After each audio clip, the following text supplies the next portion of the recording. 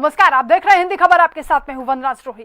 दिल्ली के उप मुख्यमंत्री और शिक्षा मंत्री मनीष सिसोदिया ने कहा है कि अरविंद केजरीवाल सरकार का school of specialised excellence superhit रहा है। इस साल 11 नए स्कूल शुरू किए गए, जिससे अब इनकी कुल संख्या 31 हो गई है। छात्रों में रजिस्ट्रेशन को लेकर भारी उत्साह है।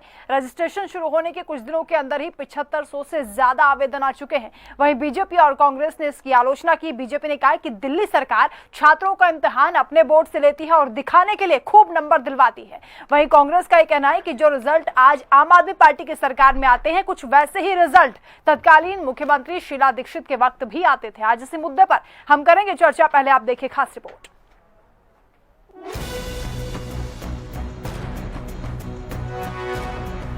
दिल्ली सरकार का school of specialised excellence, international baccalaureate, Australian council for educational research, Boston consulting group, IIT Delhi, Vidya Mandir classes समेत कई पार्टनर्स के साथ मिलकर हर तबके के बच्चों को विश्व स्तरीय शिक्षा देने का काम कर रहा है।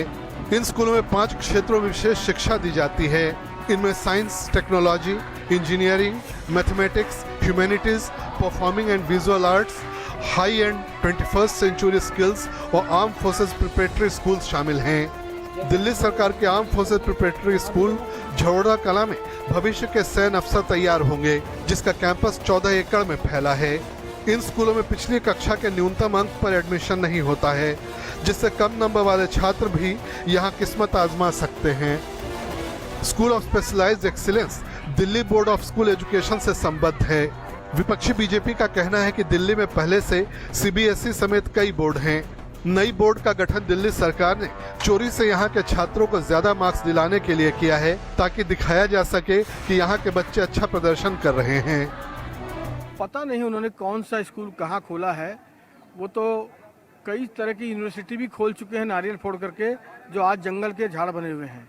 तो उनकी बातों पर मैं विश्वास नहीं करता। वो आकर बताएं प्रामाणिकता से कि कौन से स्कूल उन्होंने खोले हैं। मैं तो अपना जानता हूँ, मेरे यहाँ जन कल्याण स्कूल हो या उन्हीं के विधायक मुस्ताबाद के जो स्कूल हो, अभी एक स्कूल में 3-3 दिन की शिफ्ट चल रही हैं। 3 दिन में अल्टरनेट डे में छात्र आ रहे हैं। एक क्लास में 2 तरफ मुंह करके वो पढ़ रहे हैं। लॉबी में, कॉरिडोर में वो पढ़ रहे हैं। गर्मी आ गई है, लेकिन कोटा केबिन में पढ़ रहे हैं। मेरे यहाँ भजनपुरा थाने के सामने के जन कल्याण स्कूल में जाके देखिए आप। मैं तो कहता हूँ कि सिसोदिया जी, मैंने सदन में भी कहा था, मैं यहाँ भी आपको आमंत्रण देता हूँ। आप मेरी विधानसभा के ब्रह्मपुरी वार्ड में आइए, निगम के स्कूल में, वहाँ देखिए स्मार्ट क्लास कैसी होती है और किस प्रकार के कंप्यूटराइज्ड व्यवस्था, शिक्षा व्यवस्था वहाँ पर लागू है। कांग्रेस का कहना है कि शीला दीक्षित सरकार में भी दिल्ली के बच्चे आज के बच्चों जैसा ही प्रदर्शन करते थे। दिल्ली सरकार कोई नया स्कूल नहीं बना रही है, केवल पुरानों को ही रंग रोगन कर नया बता रही है। बिल्कुल झूठ बोल रहे हैं केजरीवाल जी। एक स्कूल बापड़ोला में, दिल्ली देहात का गांव है, वहाँ पर खुला है इसने पिछले 7-7.5 साल में। एक भी नया स्कूल नहीं खोला इस बापड़ोला के स्कूल के अलावा। जो रिजल्ट हमारा कांग्रेस के समय में 10वीं का 92%, 93% हो गया था, वो गिर के नीचे आ गया। प्राइवेट स्कूलों में बच्चों की संख्या बढ़ गई, सरकारी स्कूलों में बच्चों की संख्या कम हो गई। आज दिल्ली की पॉपुलेशन बढ़ती जा रही है। 2013 से कांग्रेस की सरकार नहीं है, उसके बाद केजरीवाल जी का सरकार है। 3 बार ये मुख्यमंत्री बन चुके हैं। पॉपुलेशन बढ़ रही है, परंतु स्कूल नहीं बढ़ रहे। आम आदमी पार्टी 5 राज्यों में चुनाव के दौरान शिक्षा, स्वास्थ्य, मुफ्त की सामग्री पर जोर दे रही है। विपक्ष की कोशिश इन्हीं मुद्दों पर आम आदमी पार्टी को घेरने की है। कंचन अरोड़ा और स्वाति पाठक के साथ कुलदीप शर्मा, दिल्ली, हिंदी खबर।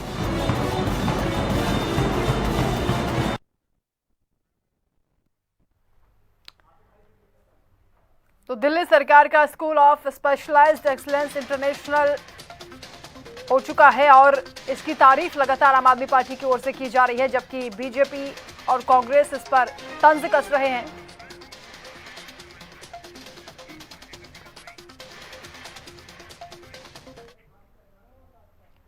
चलिए चर्चा की शुरुआत करेंगे। खास मेहमान हमारे साथ जुड़ चुके हैं, परिचय आपसे करा दें। वीरेंद्र बब्बर जी आ गए हैं, प्रवक्ता है भारतीय जनता पार्टी के, स्वागत है आपका। दीपचंद राठौड़ जी, नेता कांग्रेस, हमारे साथ जुड़े हैं, आपका भी स्वागत है। थोड़ी देर में आदिल अहमद खान जी जुड़ेंगे, प्रवक्ता है आम आदमी पार्टी के। और वरिष्ठ पत्रकार अतुल सचदेवा जी हमारे साथ जुड़ेंगे। शुरुआत में वीरेंद्र जी आपसे कर रही हूँ। देखिए, स्कूल ऑफ एक्सीलेंस की जमकर तारीफ आम आदमी पार्टी की ओर से की जा रही है और कह रहे हैं कि जो रजिस्ट्रेशन हमने ओपन किया है उसमें 7500 से ज्यादा आवेदन आ गए, छात्र बड़े उत्साहित हैं, लेकिन आप लोग तो उस पर आरोप लगा रहे हैं कि झूठ बोल रही है आम आदमी पार्टी। वीरेंद्र बाबर जी, वीरेंद्र जी के पास आवाज नहीं पहुंच रही है। दीपचंद्र जी, आप सुन पा रहे हैं? बिल्कुल मैम। बताइए सर, ये जो कह रहे हैं कि हमने जो स्कूलों को आधुनिक बना दिया है, अब सरकारी स्कूल ऐसे हो गए हैं कि छात्र इतने उत्साहित हैं, बम्पर रजिस्ट्रेशन उनके पास आ रहा है स्कूलों को लेकर। वंदना जी, पहले तो मैं बता दूं कि हमारे टाइम में, शीला जी के टाइम में, हमने 1000 स्कूल सुधारे और आम आदमी पार्टी ने 70 से 80 स्कूल सुधारे। हाँ। और कांग्रेस सरकार ने अपना मॉडल नहीं बेचा, लेकिन आम आदमी पार्टी ने अपना मॉडल बेच दिया। 2014 के समय सरकारी स्कूल में 16 लाख बच्चे पढ़ते थे और आज की स्थिति है कि सरकारी स्कूल में 10 लाख बच्चे पढ़ रहे हैं। अगर शिक्षा का स्तर इतना सुधार होता तो उसमें गिरावट क्यों आई? पहला सवाल ये है। दूसरा, जिन बच्चों के स्कूल छोड़ के जा रहे हैं, अगर वाकई में सरकारी स्कूलों का ग्राफ सही है तो मैं पूछना चाहूंगा, मनीष सिसोदिया अपने दोनों बच्चों को वहीं क्यों नहीं पढ़ा देते जहां सरकारी स्कूल में? क्योंकि जो मनीष सिसोदिया के बच्चे पढ़ रहे हैं वो सरदार पटेल स्कूल में पढ़ रहे हैं, जिसमें वंदना जी एडमिशन लेना ही बड़ा मुश्किल है। और रही बात, मैं आपको बताऊंगा कि नई शिक्षा नीति लागू करने में न तो परामर्श लिया गया, न चर्चा की गई, न विचार हुआ, न विचार विमर्श हुआ, न पारदर्शिता दिखाई। और अपने आप में बड़ा सवाल है ये आप आदमी के लिए। और शिक्षा नीति के अंदर 2020 की घोषणा कोरोना महामारी के संकट के बीच में क्यों की? अगर जब पूरी सारी शैक्षिक संस्थाएं बंद थी, ये आम आदमी ने ये सोच समझ के दिखा रहे हैं कि हम जो कर रहे हैं वो अच्छा कर रहे हैं, लेकिन वास्तविक सच्चाई ये है कि शीला, जो कांग्रेस के टाइम में जो शिक्षा का बजट था वो अलग था और आज ठीक है आम आदमी के अंदर ठीक है। आदिल अहमद खान जी, आप लोग तो बड़ी तारीफ कर रहे हैं कि हमारा फॉर्मूला सुपरहिट हो गया स्कूलों को लेकर, लेकिन विपक्ष तो हमलावर है। देखिए, कांग्रेस कह रही है कि शीला दीक्षित के टाइम पर भी कुछ ऐसे ही हालात थे, हम लोगों ने स्कूलों को सुधार दिया था, लेकिन बीजेपी कह रही है कि आप तो झूठ बोलते हैं, एक भी नया स्कूल नहीं खोला, सब रंग रोगन करके आप चमका रहे हैं। बड़ा हास्यास्पद है भारतीय जनता पार्टी जिस तरीके से कांग्रेस और बीजेपी लगातार झूठ बोलती है, जनता से आरोप लगाती है, पर हम फिर भी उनका स्वागत करते हैं। पर मैं ये कहना चाहता हूं कि आज से 7 साल पहले दिल्ली के किसी सरकारी स्कूल में अगर आप चले जाती वंदना जी, तो आपको वहां टूटे हुए प्लास्टर नजर आते, गिरे हुए पंखे नजर आते, और ना वहां पर बैठने के लिए कोई व्यवस्था थी बच्चों की, ना पढ़ने के लिए कोई व्यवस्था थी। स्कूलों की जर्जर व्यवस्था थी, मकड़ियों के जाले क्लासरूम में नजर आते। आज दिल्ली के अंदर अरविंद केजरीवाल जी की सरकार ने एक ऐसा शिक्षा मॉडल बनाया है, एक ऐसा मिसाल पेश की, एक नजीर पेश की है, जिसकी तारीफ न सिर्फ दिल्ली, न सिर्फ हिंदुस्तान, बल्कि विश्व के पटल पर दिल्ली के केजरीवाल सरकार के शिक्षा मॉडल का डंका बज रहा है। तो स्वाभाविक तौर पर भारतीय जनता पार्टी और कांग्रेस के लोगों के दिल में दर्द होगा। पर मैं ये कहना चाहता हूं कि बड़ी ही बहुत ही खुशी के साथ कहना चाहता हूं कि अभी परसों, कल के बाद आवाज नहीं जा रही, कनेक्शन ठीक है, कल के बाद परसों आने वाला है, उसमें लगभग 13,500 क्लासरूम का उद्घाटन, 1350 क्लासरूम का उद्घाटन माननीय मुख्यमंत्री जी करने जा रहे हैं। आज दिल्ली के अंदर 20,000 नए क्लासरूम बनाए जा चुके हैं और ये केजरीवाल सरकार ने बनाया है 20,000 क्लासरूम। अगर हमारे पास जमीन नहीं है तो हमने नए क्लासरूम बनाए। अब मैं आपसे पूछना चाहता हूं वंदना जी कि एक स्कूल के अंदर मैक्सिमम कितने कमरे होते हैं? आप 40 मान लीजिए, 30 मान लीजिए, 25 मान लीजिए, तो भी 500-700 नए स्कूल तो बनवा ही दिए अरविंद केजरीवाल जी की सरकार ने। पर दिक्कत यह है कि जैसे अभी राहुल गांधी जी ने पंजाब में बोला कि जी मोहल्ला क्लिनिक की शुरुआत शीला दीक्षित जी ने किया था। अब बहुत अफसोस होता है कि जिस मोहल्ला क्लिनिक को बंद कराने के लिए दिल्ली की कांग्रेस लगातार प्रयास करती रही है, जिस मोहल्ला क्लिनिक को बदनाम करने के लिए भारतीय जनता पार्टी और कांग्रेस के लोग लगातार एलजी के पास जाते हैं। आज कि मोहल्ला क्लिनिक सबसे पहले शीला दीक्षित ने ही स्टार्ट किया था। ये सिर्फ आप अपना नाम चिपका रहे हो, कुछ नहीं कर रहे हो। जो मोदी राजनीति कर रहे हैं वो आप लोग कर रहे हो, आप मोदी जी के नक्शे कदम पे चल रहे हो। ठीक है आदिल खान साहब रुके। ठीक है, वीरेंद्र बाबर जी हमारे साथ जुड़ गए। वीरेंद्र जी, आज सुन पा रहे हैं सर? मैं वंदना जी को 1 मिनट में complete आवाज कर नहीं मिल देता रही है। हूं। अच्छा बोलिए आदिल खान साहब। मैं ये कह रहा हूं कि जिस मोहल्ला क्लिनिक और स्कूल को लेकर भारतीय जनता पार्टी के और कांग्रेस के लोग लगातार हमलावर होते हैं और इनकी हमेशा कोशिश रहती है कि मोहल्ला क्लिनिक को बंद कराया जाए दिल्ली के अंदर, आज उसी मोहल्ला क्लिनिक का क्रेडिट लेने इनके सबसे बड़े नेता मंच पर खड़े होकर झूठ बोल रहे हैं। तो अब इससे ज्यादा हास्यास्पद क्या हो सकता है। पर मैं दिल्ली के लोगों को बधाई देना चाहता हूं कि आज दिल्ली सरकार ने एक ऐसी शानदार शिक्षा व्यवस्था प्रदान की दिल्ली के लोगों को कि अगर आप मान लीजिए आप साइंस की स्टूडेंट हैं, आप साइंस की पढ़ाई पढ़ना चाहती हैं, आप म्यूजिक की पढ़ाई पढ़ना चाहते हैं, आप किसी भी सब्जेक्ट की पढ़ाई पढ़ना चाहती हैं, तो दिल्ली सरकार ने आज आपके बच्चों के लिए, आप सबके लिए एक ऐसा इंतजाम किया है कि आप जिसमें बेहतरीन पढ़ाई करना चाहते हैं उसके लिए दुनिया की सबसे बेहतरीन व्यवस्था दिल्ली सरकार ठीक है। वीरेंद्र बाबर जी कह रहे हैं कि हम तो इंटरनेशनल भी हम स्कूलों को बना रहे हैं और सारी व्यवस्थाएं उसमें मुकम्मल कर दी हैं, फिर आप लोगों को क्यों तकलीफ हो रही है। ये कह रहे हैं कि इनके पेट में दर्द इसीलिए हो रहा है क्योंकि तारीफ हो रही है हमारी। दो बातें हैं, एक तो हमें तकलीफ नहीं हो रही और दूसरी बात हमारे पेट में दर्द नहीं हो रहा, परंतु हमें दुख जरूर हो रहा है इस बात का कि किस प्रकार से चुने हुए जनप्रतिनिधि केवल और केवल झूठी घोषणाएं करके दिल्ली की जनता को लगातार बेवकूफ बनाने का प्रयास कर रहे हैं। देखिए, जिस बात की ये बात कर रहे हैं आदरणीय मनीष सिसोदिया साहब ने जो घोषणाएं की, स्कूल ऑफ स्पेशलाइज्ड एक्सीलेंस, ये क्या है? कहते हैं 11 स्कूल और बना दिए, कुल 31 हो गए। झूठ बोलते हैं। मैं पूछता हूं कहां है वो स्कूल जिसकी ये बात करते हैं। मैं आपको बताता हूं असल में क्या है। ये सभी स्कूल, जैसे आपको ध्यान में होगा, पहले यहाँ हमारा पूसा पॉलिटेक्निक और इस प्रकार की जो हमारे पूरे पुराने स्कूल थे, जहां इस प्रकार की स्किल डेवलपमेंट से संबंधित, चाहे वो होटल मैनेजमेंट का काम हो, चाहे वो सिंगिंग का हो, चाहे वो डांसिंग का हो, इस प्रकार की ट्रेनिंग ऑलरेडी उन संस्थानों में पहले दिया जाता रहा था। इन्होंने केवल क्या किया, उन्हीं स्कूलों को, उन्हीं स्थानों को उठा करके सिर्फ मर्ज कर दिया और केवल आई वॉच कर रहे हैं कि हमने ये कर दिया, वो कर दिया। मैं बताता हूं आपको, अगर इनसे पूछिए इन्होंने नए स्कूल बनाए तो कहां बनाए, और इन्होंने अगर नए स्कूल बनाए तो वहां टीचर कहां से लाए। देखिए, पुराने स्कूल, पुराने टीचर, उनकी पुरानी ट्रेनिंग, अगर इन्होंने कहीं कोई नए स्कूल के लिए कोई नए टीचर इन्होंने बनाए हैं तो वो कहां से आए, उनको कौन सी नई ट्रेनिंग दी है? नहीं, ये तो बता रहे हैं कि हमारे बच्चों के तो रिजल्ट इतने अच्छे आते हैं, सबसे बेहतर। देखिए, मैं आपको बताता हूं, इनके बच्चों की जब आप बात करते हैं, इनके कौन से बच्चे हो गए? बच्चे तो दिल्ली के बच्चे, देश के बच्चे। देखिए, सरकार चला रही है, जब आप बात करते हैं, मैं आपको बताता हूं, सरकारी स्कूलों में इन्होंने एक काम किया जी, सरकारी स्कूलों में जो अधिकार प्रिंसिपल के हाथ में थे उनसे लेकर के इन्होंने एनजीओ को दे दिया। आज क्या था, पहले किसी स्कूल के अंदर अगर किसी प्रकार का कोई डेवलपमेंट का कार्य होता था, कोई विकास के कार्य होते थे, तो जब तक वो काम पूरे ना हो जाए, प्रिंसिपल जब तक साइन ना कर दे, तब तक उसका भुगतान नहीं होता था।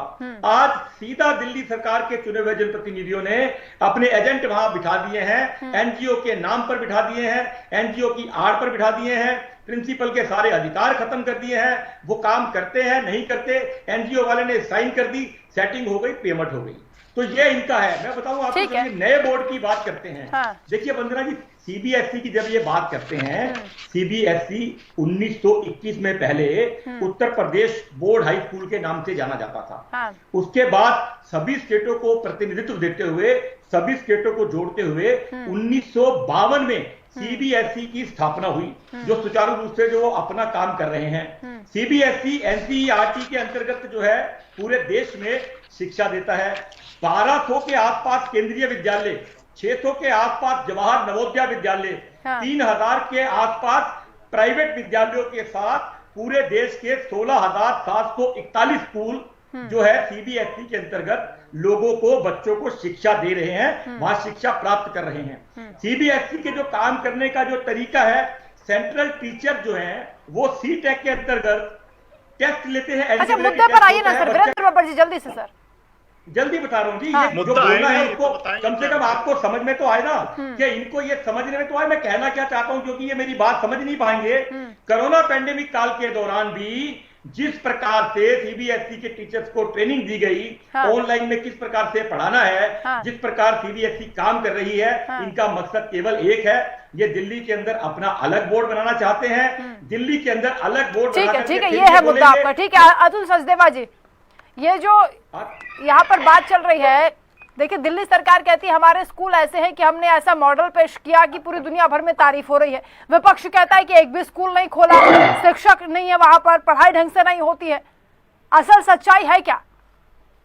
मैडम देखिए, मैंने भी यहीं से दिल्ली के स्कूलों से, सरकारी स्कूलों से पढ़ाई की है।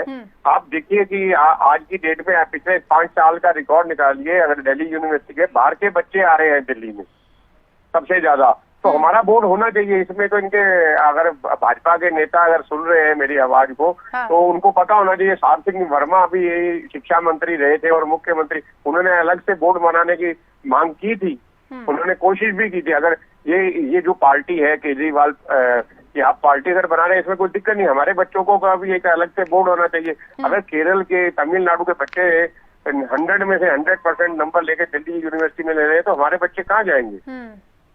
तो हमारा तो बोर्ड अलग से होना चाहिए और यूनिवर्सिटी भी एक अलग से, कॉलेज भी होने चाहिए। इसमें कुछ वो नहीं है हमारी। देखिए, अगर पहचान दिल्ली की है कि हम लोग, अगर दिल्ली अगर बनी है तो पाकिस्तान के आने के बाद ही देश की राजधानी बनी है, उन्हीं के लोग रह रहे हैं। पहले 40 लाख की, खुराना जी जब मुख्यमंत्री थे तो 60-70 लाख की पॉपुलेशन थी, आज देखिए ना 2 करोड़ की। तो हमारे बच्चे कहाँ जाएंगे? दिल्ली तो हर एक को अपनाती है, दिल्ली का दिल बहुत बड़ा है, हर आदमी को उसने इनवाइट किया, काम करिए, कारोबार कीजिए, नौकरी कीजिए, हर चीज में सरकारी नौकरी कीजिए, इसमें तो कोई गलत नहीं है। हाँ, जो उच्च शिक्षा का है उसका स्तर जरा ज्यादा बढ़िया होना चाहिए, टेक्निकल बंदे लेने चाहिए इनको, प्रोफेशनल IIT से, IIM से, और जो मल्टीनेशनल कंपनी में काम कर चुके हैं उनको, उनकी एडवाइस लेनी चाहिए, इनको नॉलेज है। ये तो एक पैनल बनाना चाहिए, ये तो उनको सोचना ही पड़ेगा। ठीक बात है। वीरेंद्र बाबर जी, अब बताइए सर, अलग से अगर बोर्ड बनेगा तो उसमें क्या दिक्कत है? वीरेंद्र जी को आवाज नहीं पहुंच रही है। दीपचंद्र जी, मैं बता दूं क्या दिक्कत? एक मिनट, दीपचंद्र जी बोलेंगे सर, उसके बाद आप बोलेगा।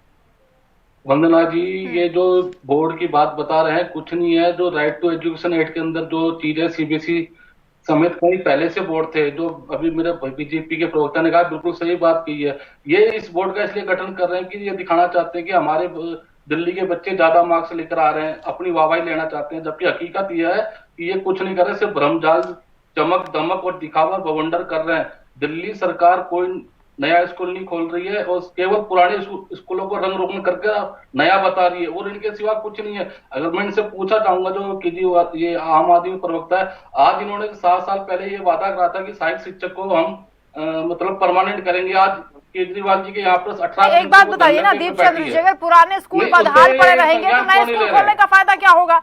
ये तो अच्छी बात है ना कि पुराने स्कूलों का भी रंग रोगन हो रहा है, उनको अत्याधुनिक बनाने की कोशिश कर रही है सरकार।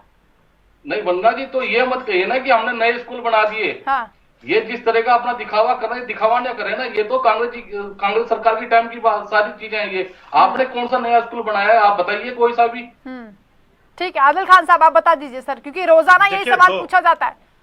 देखिए, 2 चीजें वंदना जी, पहले तो मैं एक चीज क्लियर कर दूं आपके चैनल के माध्यम से कि जो भारतीय जनता पार्टी और कांग्रेस रोजाना चैनलों पर बैठकर सोशल मीडिया के माध्यम से दिल्ली और देश की जनता को भ्रमित कर रही है, उसको सब एक बार साफ करना चाहता हूं। आज दिल्ली के अंदर पिछले मुख्यमंत्री दिल्ली का मतलब क्या है? आपके बीच में नहीं बोला था भाई साहब, इसी वजह से आप खत्म होते जा रहे हैं राजनीति से, कि आप लोग सुनने की आदत नहीं है आप लोगों के पास। सुनिए, संयम रखिए, मैं आपके सारे सवाल का जवाब दूंगा। आज जिस तरीके से ये लोग वंदना जी भ्रमित कर रहे हैं देश और दिल्ली को, 7 साल पहले जब हमारी सरकार, अरविंद केजरीवाल जी की सरकार बनी थी, तो इसी दिल्ली के अंदर मैंने पहले भी कहा कि क्लासरूम के अंदर लटके हुए पंखे थे, मकड़ी के जाले थे, बच्चों के बैठने की व्यवस्था नहीं थी। आज इसी दिल्ली के सरकारी स्कूल के अंदर स्विमिंग पूल जैसी व्यवस्था है, वर्ल्ड क्लास। वंदना जी, मैं एक बात इनसे पूछना चाहूंगा। वंदना जी, बात पूरी हो जाएगी, इसी मुद्दे पे एक बात इनके साथ रखना चाहूंगा। आज दिल्ली के अंदर उन बच्चों को वो लोग शिक्षा देते हैं जिनके अंतर्राष्ट्रीय स्तर पर प्रशिक्षण हुआ है। ठीक है। आज दिल्ली के अंदर 20,000 नए कमरे बनाए गए हैं। वंदना जी, 20,000 नए क्लासरूम का मतलब समझती हैं आप? लगभग नहीं बनाए, नए कमरे बनाए, आप ये कह रहे हैं? नहीं, मैं आपको यही कहना चाह रहा हूँ, दिल्ली के अंदर बात ऐसे बाधित हो जाती है। रुक जाइए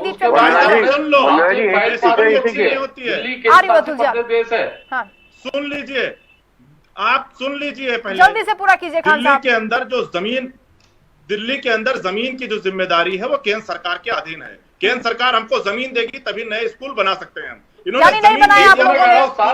आदिल खान साहब, आपने बोला 20,000 ठीक है अतुल जी ये कह रहे हैं कि आपने क्लासरूम बनाए हैं, स्कूल नहीं बनाए। ठीक है खान साहब, अतुल जी आप सवाल कर रहे हैं, आपसे सवाल सुनिएगा। खान साहब सवाल सुनिएगा। आदिल अहमद जी, अतुल जी आपसे सवाल कर रहे हैं, वो सवाल सुनिए। दीपचंद्र जी आप रुकिए, अतुल जी बोले। मैं दो चीजें कहना चाह रहा हूँ।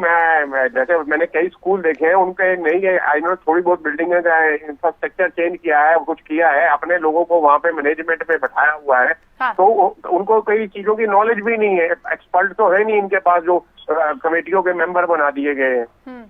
कार्यकर्ता ही है इनके, कोई बात नहीं, हर पार्टी करती है इसमें नहीं, पर उनको एक्सपर्ट तो चाहिए, वो भी नहीं है। दूसरा कि आज टीचरों की सैलरी कितनी लेट आ रही है, चाहे नगर निगम की है, चाहे दूसरी है, जो पुराने टीचर रहे हैं, जो अपना जिन्होंने मतलब पेंशन पे, उनकी सैलरी नहीं। ये आपस में क्यों लड़ रहे हैं, नूरा कुश्ती क्यों करते हैं कि अगर एमसीडी का पैसा है उसका है, ये ड्रामेबाजी क्यों करते हैं पब्लिक में कि उनका सैलरी चाहिए, पेंशन चाहिए, बीमार है, कुछ है, किसी ने अस्पताल जाना है, ये चीजें कोई तरफ जानी है। ये नए बनाए, और आपने क्या बनाया, बनाने वाली सरकारें बना गई। आप देखिए शीला जी ने भी डेवलपमेंट किया, सबने किया, मदन लाल खुराना ने किया, HKL भगत ने किया, किसने नहीं किया? ये 7 साल में आगे उन्होंने सब कुछ कर दिया। ठीक है अतुल जी, सवाल आ गया सर आपका। सब कुछ कर दिया। आदिल खान साहब जवाब दीजिए। देखिए पहली चीज तो यह है कि आज दिल्ली के जो रिजल्ट आ रहे हैं वो साबित करिए, सिद्ध कर रहे हैं कि हमारे स्कूल कितने अच्छे हैं। हमको किसी HPL भगत और खुराना जी के चेलों से सर्टिफिकेट की जरूरत नहीं है। दूसरी चीज, आज दिल्ली के अंदर सबको पता है कि एमसीडी भारतीय जनता पार्टी के अंदर अधीन आती है। अगर एमसीडी और भाजपा घोटाला करके टीचरों को सैलरी खा जाती है तो कम से कम अपने चैनल पर ऐसे एक्सपर्ट बैठा लिए जिनको ये पता हो कि दिल्ली सरकार के अंदर और एमसीडी सरकार के अंदर कितना डिफरेंट है, दिल्ली सरकार किसके अधीन है, एमसीडी सरकार किसके अधीन है। अगर एमसीडी, अगर भारतीय जनता पार्टी शासित एमसीडी तनख्वाह नहीं देती अपने शिक्षकों को तो उसमें आपके ऊपर आरोप लगाते हैं ना फिर कि आप लोग फंड नहीं देते उनका। नहीं, हम कौन कहता है हम फंड नहीं देते? अभी वीरेंद्र बब्बर जी बता देंगे, देखिए हाथ उठा रहे हैं। ठीक है खान साहब रुकिए, वीरेंद्र बब्बर जी बोलिए। वंदना जी, अतुल जी आऊंगे आपके पास, वीरेंद्र जी एक बार टिप्पणी करें उसके बाद। देखिए वंदना जी, एक बात आपके चैनल पे अभी आदरणीय अतुल जी ने खुद ही कहा, उन्होंने कहा आदरणीय अतुल जी ने कि मैं खुद सरकारी स्कूल में पढ़ा हुआ हूं। हाँ। और आप देखिए, अगर वो सरकारी स्कूल में पढ़े हैं और आज आपके चैनल पे बैठे हैं और वरिष्ठ पत्रकार हैं, इसका मतलब दिल्ली के सरकारी स्कूलों की एजुकेशन सही दिशा में जा रही थी। हाँ। दूसरा, मेरे आदरणीय आदिल साहब अभी एक बात कह रहे थे कि जमीन हमारे पास नहीं है। साहब, रोहिंग्या को बसाना हो तो आप सड़क के ऊपर भी कब्जा करके बिठा देते हैं। अरे तो आप उजाड़ दो ना, भी देते हैं, एक मिनट, झूठ मत भी देते हैं, उनको मंथली का खर्चा भी देते हैं, और आप कहते हो कि जमीन हमारे पास नहीं है। और नहीं, आप लोगों ने सबको बता ठीक है अतुल जी बोलिए। ठीक है नहीं, रोहिंग्या पर हम चर्चा नहीं कर रहे हैं, मुद्दे पर रहिए। अतुल जी बोलेंगे। ठीक है वीरेंद्र बब्बर जी, आदिल साहब पूछिए, उनकी आवाज डाउन कर दीजिए। नहीं, अतुल जी बोलेंगे। बात करेंगे, बोलिए सर, अतुल जी आप बोलिए। वंदना जी, अगर ये कह रहे हैं हमारे पास जमीन नहीं है, इन्हीं के मेंबर, इन्हीं के MLA इस टाइम DDA में मेंबर बने हुए, उनका नाम भी इनको मालूम है, विधायक है इनके, तो क्यों नहीं DDA में आज तक एप्लीकेशन दी कि हमें जगह दी जाए? ये हम थोड़ी पब्लिक थोड़ी देगी, यहाँ चैनल वाले आगे देंगे। इनको तो पता ना कि इनके मेंबर है वहाँ पे, विधायक है 2-3 जो DDA में मेंबर बने हुए, उन्होंने क्यों नहीं चिट्ठियाँ लिखी? ठीक है आदिल खान साहब बताइए, आपने जमीन मांगी क्यों नहीं आवेदन दिया? बब्बर साहब चाहिए, वीरेंद्र बब्बर जी सुन लीजिए सर, दूसरे लोग भी बोल रहे हैं। पिछले 7 साल से लगातार हम मांग कर रहे हैं और ये भाई साहब वरिष्ठ पत्रकार है, मैं तो इनसे रिक्वेस्ट करता हूँ कि आप भी कुछ सिफारिश कर दीजिए, आप भी जमीन दिला दीजिए। उधर बब्बर साहब, ये तो आपका काम है ना।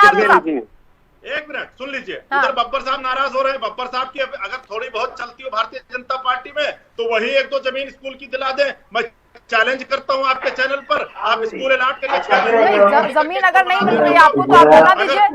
अगर आपको केंद्र से जमीन चाहिए तो आप उसके लिए आंदोलन कीजिए ना, आप तो आंदोलन की पार्टी मानते हैं अपने आप पर। जितने लोग बैठे हैं आपके चैनल पर, जितने लोग बैठे, चाहे कांग्रेस के हो, भाजपा के एक्सपर्ट हो, इन सारे लोगों की बहुत चलती है, हम लोग छोटे लोग हैं, अगर इनकी चलती है अपनी पार्टियों में, ये जमीन दिला दे, चैलेंज करके जा रहा हूं। जनता ने आपको वोट दिया ना सर, सरकार में आप पे पावर आपकी है। नहीं, मैं वही कह रहा हूं कि हमारे पास जो पावर है, हमने 20,000 नए क्लासरूम दिल्ली के अंदर बनाए, 20,000 नए क्लासरूम, और ये रिकॉर्ड है, वर्ल्ड रिकॉर्ड है, ये दिल्ली का रिकॉर्ड है, पूरी दुनिया का रिकॉर्ड है कि सबसे ज्यादा फिर ये जो 31 स्कूलों की बात की जा रही है कि इस साल 11 नए स्कूल शुरू किए, ये कहां से आ गए? नहीं, ये तो मैं वही तो कह रहा हूँ हाँ। कि ये तो उन्हीं स्कूलों में हम शुरू कर रहे हैं ना, जहाँ हम नए क्लासरूम बना रहे हैं, उनके अंदर शुरू कर रहे हैं इसको। नहीं, आप तो दो तरफा बात कर रहे हैं सर, एक बार कह रहे हैं कि क्लासरूम बढ़ा दिए, एक बार आप कह रहे हैं हमने स्कूल बढ़ा दिए। आप बोल रहे हैं कि हम वही बना रहे हैं, आप नहीं इस तरह बात कर रहे हैं। मैं वही कह रहा हूँ कि हमने दिल्ली के अंदर, अगर आप कैलकुलेट करेंगे, मैं पूछना चाहता हूँ एक स्कूल में कितना कमरा होता है? नहीं, क्लासरूम आपको कैलकुलेट करने की जरूरत नहीं पड़ती ना सर, अगर अलग से आपने स्कूल बनाए होते। वीरेंद्र बाबर जी बोलना चाह रहे हैं, बोलिए सर। देखिए, मेरा ये एक सीधा सा सवाल था। अभी आदरणीय आदिल साहब ने एक बात कही थी कि इंटरनेशनल ट्रेनिंग सेंटर से टीचर ट्रेनिंग लेकर के आ रहे हैं और वो एजुकेट कर रहे हैं। मुझे बता दें वो कौन सा इंटरनेशनल स्थान है जहां से इनके टीचर ट्रेनिंग लेकर के आए हैं और कितने टीचरों को इन्होंने ट्रेनिंग दिलवाई है और कितने स्कूलों में अपॉइंट किया है। ठीक है, दीपचंद्र जी भी कुछ बोलना चाहते हैं। ठीक है, वीरेंद्र बाबर जी के दीपचंद्र जी अभी बोलेंगे। वंदना जी 7 साल हो गए आम आदमी पार्टी को दिल्ली में रहते हुए, 49 दिन की सरकार कांग्रेस के साथ बनाई, 2 बार ये सीएम रहे, और निश्चित तौर पर आपको कहना चाहूंगा कि ये केजरीवाल जी से फाइल्स नहीं होती, स्लाइड ऑर्डर इनके हाथ में नहीं है, तो ये दिल्ली को नहीं चला रहे, इनको दिल्ली को सिर्फ केंद्र सरकार चला रही है। और प्रवक्ता जी ये भूल गया आम आदमी पार्टी के, दिल्ली का मतलब है उपराज्यपाल किसको रिपोर्ट करता है? गृह मंत्रालय किसको? केंद्र को। डायरेक्ट इनका मतलब केंद्र सरकार इनको दिल्ली को चला रही है। ये तो सिर्फ नूरा कुश्ती लड़ रहे हैं, बीजेपी वाले उस पर इलेक्शन लगा रहे हैं और ये आम वाले उस पे, जबकि हकीकत तो यह है कि कांग्रेस पार्टी ने जो विकास करा है वो दोनों पार्टियों ने नहीं करा, दोनों ही पार्टियों ने दिल्ली को लूटा है। इन्होंने एमसीडी में लूटा है बीजेपी ने, और इन्होंने दिल्ली वाली जनता को लूटा है। 2 करोड़। ठीक है, जनता को कौन लूट रहा है जनता खुद बखूबी समझ लेगी। ठीक है सर, मेरे पास समय इतना ही था। बहुत शुक्रिया आप सभी का हमारे साथ जुड़ने के लिए, चर्चा में शामिल होने के लिए। तो जो एजुकेशन सिस्टम है उसको लेकर सवाल यहाँ पर विपक्ष उठा रहा है। हालांकि आम आदमी पार्टी का ये कहना है कि हमसे बेहतर सरकारी स्कूल कोई बना नहीं सकता, और जो क्लासरूम बढ़ाने की बात उन्होंने की है उसका उन्होंने मतलब निकाला है कि जितने क्लासरूम हमने बढ़ा दिए हैं उसके मुताबिक अगर काउंट किया जाए तो 30 स्कूल इतने में खुल सकते हैं। हालांकि स्कूल कितने खोले हैं ये सवाल अभी भी बरकरार है। नमस्कार।